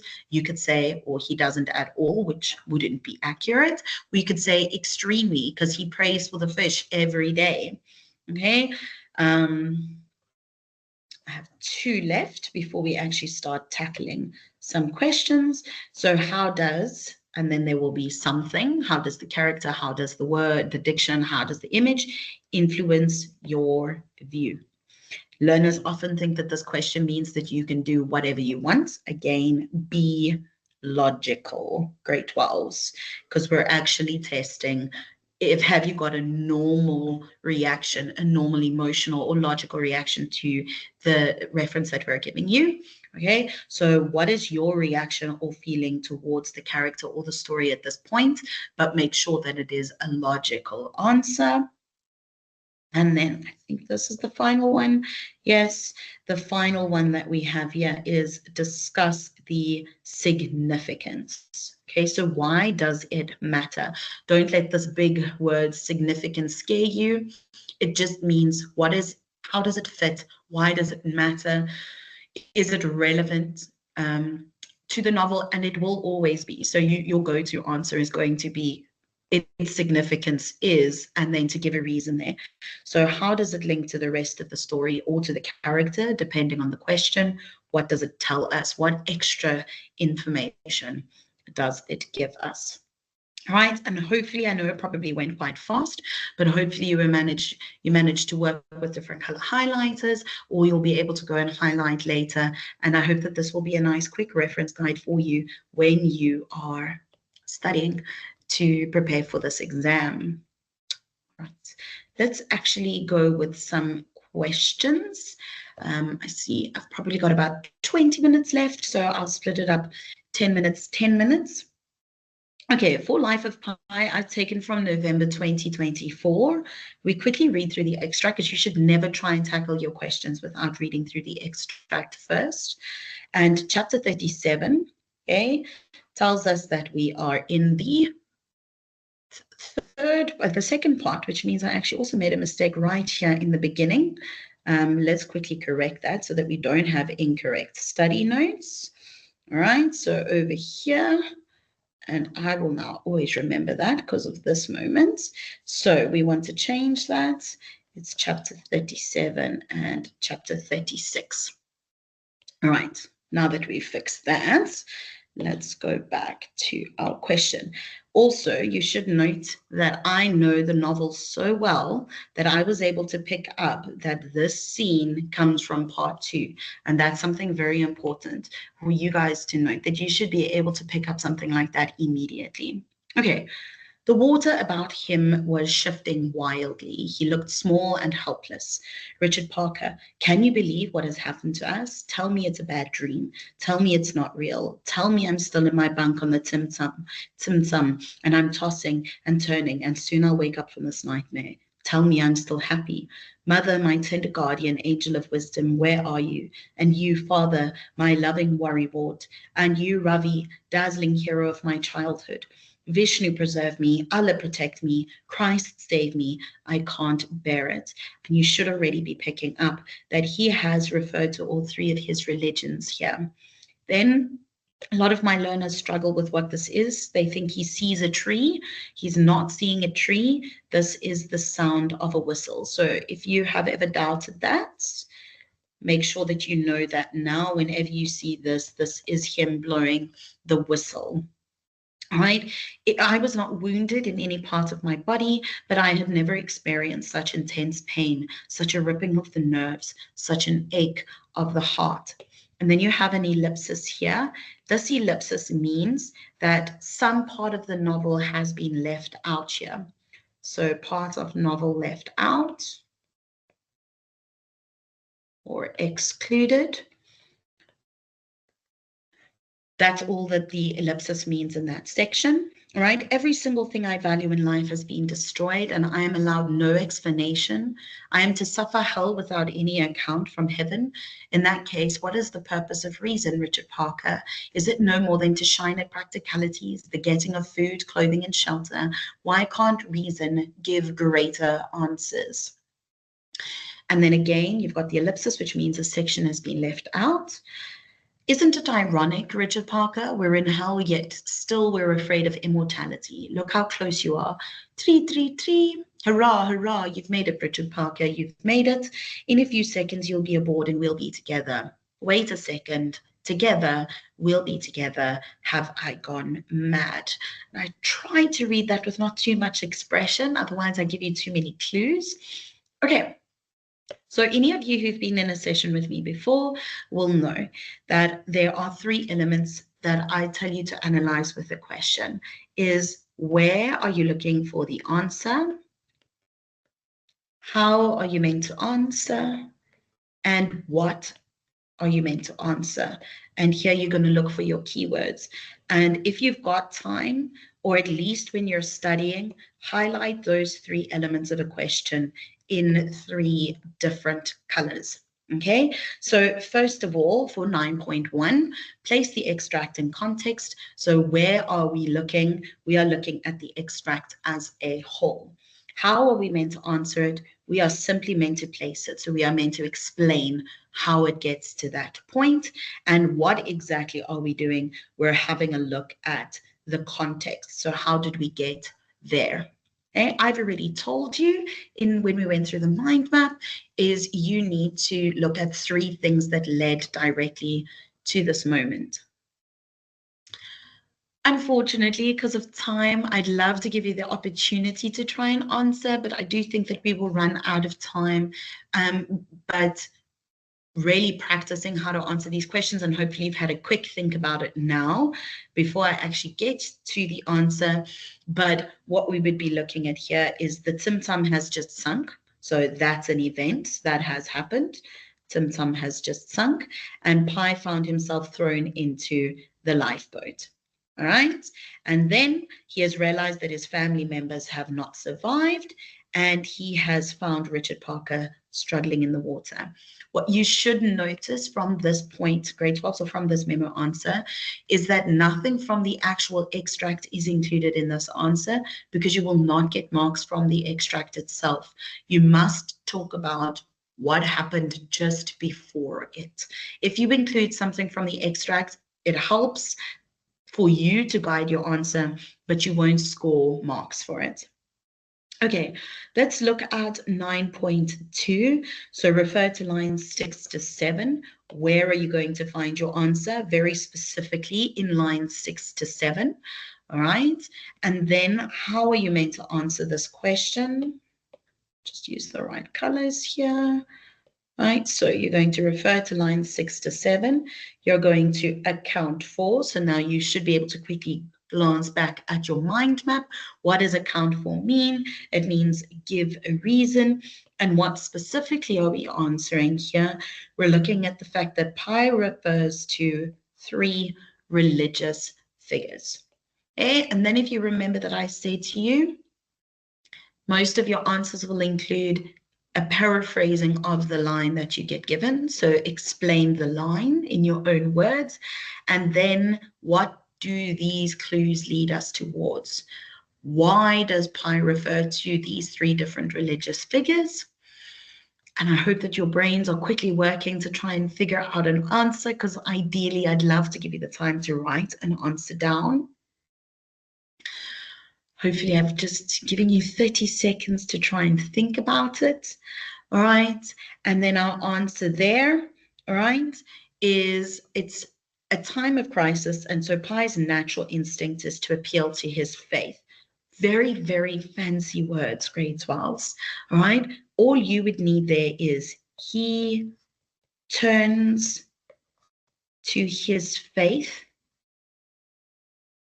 because he is experiencing a crisis. And then you want something about the fact that he has a multi-faith approach. That's really what you need in this answer. So there's 3 religious figures here. There's Vishnu, Allah, and Christ. And that tells us the 3 different religions. So Pi follows 3 different religions. That's going to get you a mark. He refers to these 3 religious figures because he turns to faith when he is in time of crisis. And there it is, your second mark. All right. Then if we look at question 9.3, where are we going to find the answer? We're going to specifically look at lines 2 to 3. Okay, then how are we going to answer this question? We're going to provide an explanation, which means you've got to go further than just paraphrasing. And then what are we actually looking for here? So we're looking at Pi's state of mind. So you will need to give a label there. What is his state of mind at this point in the novel? In other words, in line 2 to 3. And how do we know that? So there you're going to look in the lines for your answer. How do these lines tell you something about Parry's state of mind? And then looking at the line, the mark allocation can also provide a nice tip for how to actually answer your question. You need to give 2 pieces of information here, and your 2 pieces of information will be what is his state of mind and how do the lines show us that. So if we go back to the extract, we're looking for Richard Parker until not real in lines 2 to 3. So let's actually highlight the whole line. All right, so Richard Parker, tell me it's a bad dream, tell me it's not real. So think back to you in a life experience. If you had to say that, can you believe what has happened? Tell me it's a bad dream, tell me it's not real. What would your state of mind be in a situation like that? What would a normal state of mind be in a situation like that? And then how do the lines show us that? So afraid, confused, those would be natural instincts in when you say something like that. And then anything from that line. So this is an or, okay? You could say that he doesn't want to acknowledge that his family members haven't survived. Or he is overwhelmed and bewildered, so that is the emotion. And then how do the lines reveal that? The events that have just unfolded, he is in shock because this ship has sunk, right? He's in disbelief.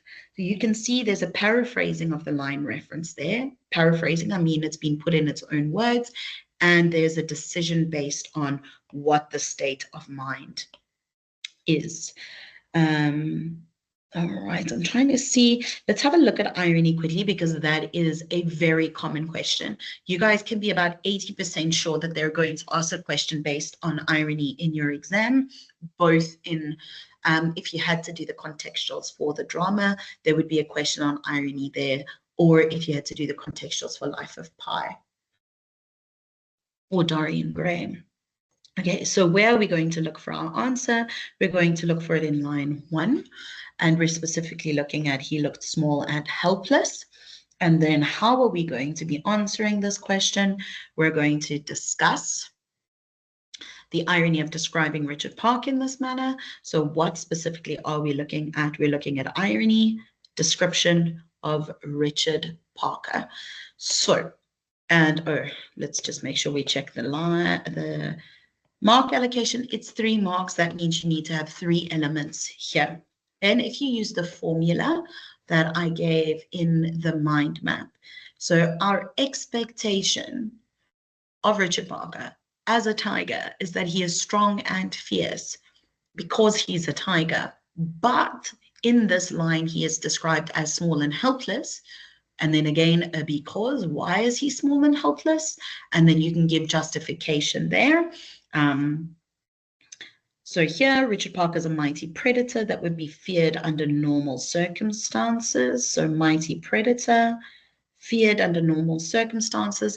And then here's the but, all right? Because an irony question should always have a but in the answer or a however. His finding himself removed from the natural environment and being in a bedraggled state makes him look vulnerable. Grade 12s, again, big scary words. You don't need to worry about the big scary words, all right? It's very simple. Richard Parker is a tiger, which means he is fierce and he is a predator. But in this section, he is described as vulnerable or as weak. Small and helpless means weak because he is out of his natural environment, or because he is experiencing a traumatic thing, or because he's stuck in the ocean. Okay, and then I think I'm going to stop there so that I can do a little bit of Dorian Gray, but you now all have this past paper printed for you. I also based the mind map with the question words on the questions in these specific papers, so you can work through those. And I actually really want to encourage those of you who do Life of Pi to now sit and answer these questions, to spend this time productively Or you can listen to the Dorian Gray, but I think using this time now to actually answer those questions and have your educators look at it is probably a very, very good and productive use of your time. All right, let's have a look at the picture of Dorian Gray, and let's start by reading the extract. One thing, however, he felt that it had done for him. It had made him conscious how unjust, how cruel he had been to Sybil Vane. It was not too late to make reparation for that. She could still be his wife. His unreal and selfish love would yield to some higher influence, would be transformed into some nobler passion, and the portrait that Basil Hallward had painted of him would be a guide to him through life, would be to him what holiness is to some, and conscience to others, and the fear of God to us all. There were opiates for remorse, drugs that could lull the moral saints to sleep. But here was a visible symbol of the degradation of sin. Here was an ever-present sign of the ruin men brought upon their souls. 3 o'clock struck, and 4, and the half-hour rang its double chime, but Dorian Gray did not stir. And then you've got the ellipsis again, which shows that a section of the novel has been left out, just in case you were not listening to the Life of Pi section. So section of novel excluded. That's all the ellipsis means. He did not know what to do or what to think. Finally, he went over to the table and wrote a passionate letter to the girl he had loved, imploring her forgiveness and accusing himself of madness. He covered page after page with wild words of sorrow and wilder words of pain. There is a luxury in self-reproach. When we blame ourselves, we feel that no one has a right to blame us. It is the confession, not the priest, that gives us absolution. When Dorian had finished the letter, he felt that he had been forgiven. And then you've got here that it is chapter 8, which tells us that it is relatively early in the novel. Okay, let's have a look at our questions. So again, just in case you weren't listening to the Life of Pi section, the 3 things you want to look at when you are answering questions is, where do you find your answer? How are you meant to answer, which is your question word and your mark allocation, and what specifically are you actually answering in the question? And it works really well to work in 3 different colors here. All right, so how, where, and what. So if we look at question 7.1, place the above extract in context. So where are you meant to be looking at? You're meant to be looking at the extract as a whole. How are you meant to answer this question? You're meant to place it, which means you're meant to give what happens before it. So if you place a phone on a table, then you know that that's how it fits on the table. So where does this extract fit in the novel? And then what specifically are we looking at? We're looking at the context. So how does it fit? And then just one last element. We're looking at a 2-mark allocation, which means you must provide 2 things that have happened to lead to this point. So how did we get to this point in the novel that Dorian Gray is feeling bad about something that he has done to Sybil Vane? And you should, hopefully, the cogs in your brain should be working through this. You should then also know that the reason why he feels so bad is because he was awful to Sybil Vane after watching the play that she acted in, and he basically treated her as if she was rubbish. So you would say something here. You have Dorian Basil and Lord Henry attended the theatre. So something about them watching the play.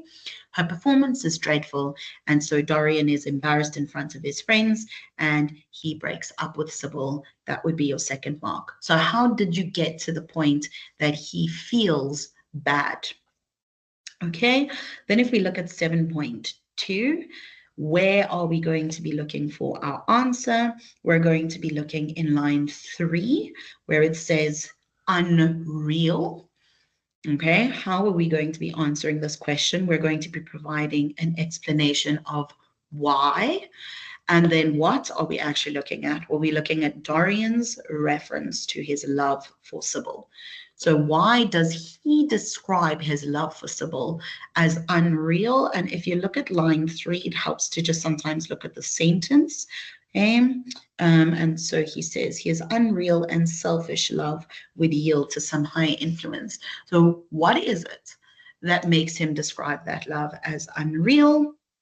And then if you look at your answer, okay, he's not really in love with her. That would be the simple answer. So not actually in love, okay?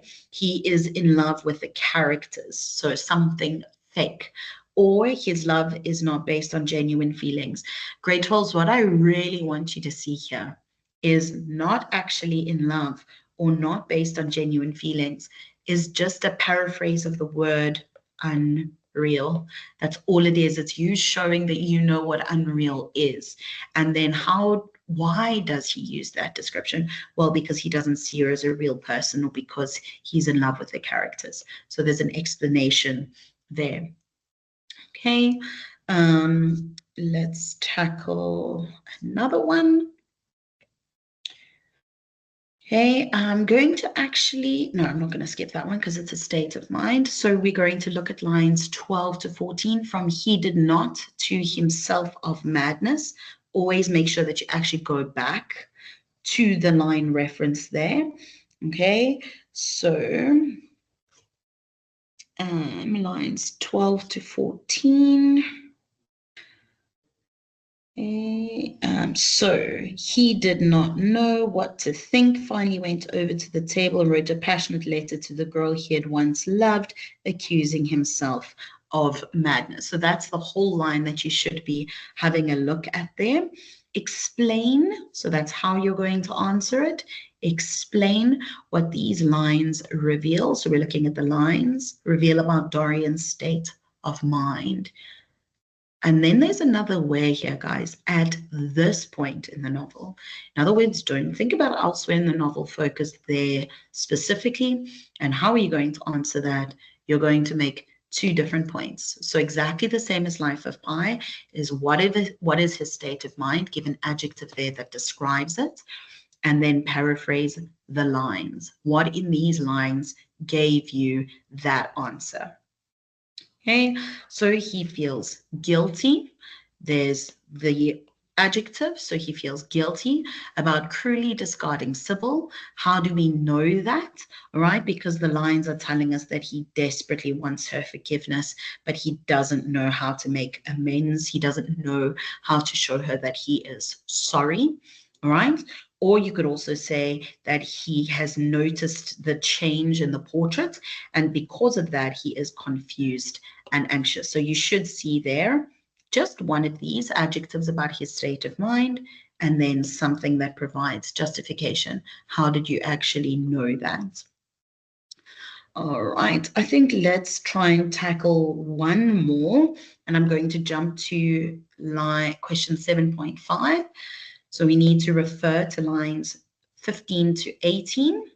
Okay, so 15 to 18, and it's highlighted in a different color here.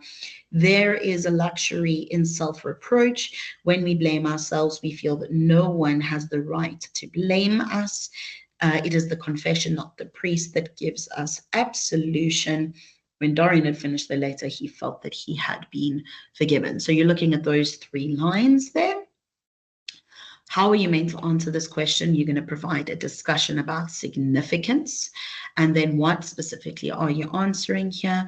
You're looking at these lines versus the novel as a whole. So what is the connection between these lines and the novel as a whole? And because it's a 3-marker here, and because of the word significance, you know that you want to use one of those higher order thinking, the head or the heart judgmental statements. So emphasizes or shows that or illustrates just how. And then what is it that it illustrates? And if we look at the memo answer here, okay, obviously this is a lot. You wouldn't need to give all of this information. I think sometimes learners look at memo answers and they think that they have to write this much for an answer. No, the memo needs to provide a variety of options for the variety of answers that could be given. So Dorian believes that a mere confession, so just a confession without changed behavior, is good enough. Here he is confessing to himself and expecting forgiveness, but he never takes any kind of responsibility. So this is talking about him in this moment, and then also mentioning something about the rest of the novel. He never takes any kind of responsibility as a whole, all right? And then you could even say, if you show that you know the novel, you can show that by saying she kills herself before he can actually deliver the letter, all right? Or you could mention that when he realizes he will remain young and beautiful, he starts to live a reckless and hedonistic life. And so then he doesn't actually look at the consequences of his actions. So you would need to mention something from the extract specifically on those lines, and then something about the novel as a whole, and show some sort of connection, some critical judgment about that part of the novel, about the character. So the fact that he gives false promises, he decides that he's going to do something, but he never actually follows through, which shows just how obsessed he is with himself. You could even say something like that, and that would show a sense of critical thought. All right, grade 12s, that was, I think, information overload. I hope that it helped. I hope that it gives you some sort of guidance, and I hope that your prelims go well. You just need to study for paper 2. I know many of my learners study for business, they study for history. They seem to think that English is not a study subject, that if you just know the novel, that or that you just listen to the novel in class, that's enough. And the reality is that it isn't. It's just like business or history or any one of your other study subjects. You actually need to go and study the novel like a textbook. You need to make sure that you know the plot, you know the characters inside out. Because if you don't know the novel like that, you're never going to be able to engage with the questions. I think proof is in how much I struggle to answer the Dorian Gray questions. You can see that I don't know it as well as I know Life of Pi. You need to make sure that you know your novel the way I know Life of Pi, inside out, and then you will definitely succeed. Thank you for joining us today, and I hope it goes well.